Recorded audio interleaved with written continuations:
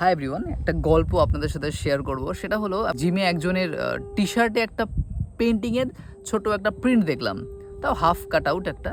সেটা হলো এটা।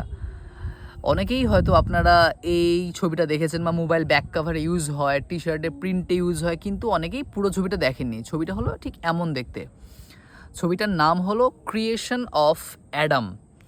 ছবিটা মাইকেল অ্যাঞ্জেলোর পেন্টিং, একটা বিখ্যাত পেন্টিং। অসাধারণ অ্যানাটমির কাজ, এই হিস্টোরিক্যাল দিক আর কবে কি করা হলো সেসব দিকে যাচ্ছি না।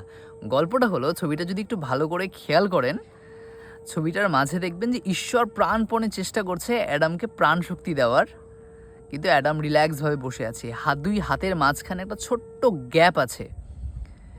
এটা নিয়েই গোটা থিওরি, গোটা কালচার, অনেক বিশেষজ্ঞরা এটা নিয়ে রিসার্চ করে। অনেক ইতিহাসবিদ এই গ্যাপকে একটা প্রতীক হিসাবে দেখেন।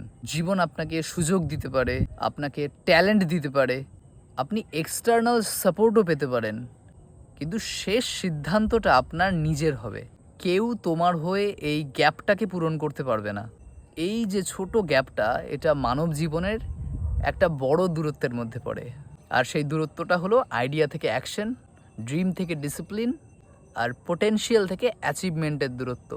তাই ক্রিয়েশন অফ অ্যাডাম এটা শুধুমাত্র পেন্টিং না, এটা আমাদের মনে করিয়ে দেয় যে এই ছোট্ট গ্যাপটা আপনাকেই পূরণ করতে হবে আপনার শেষ সিদ্ধান্তের সাথে।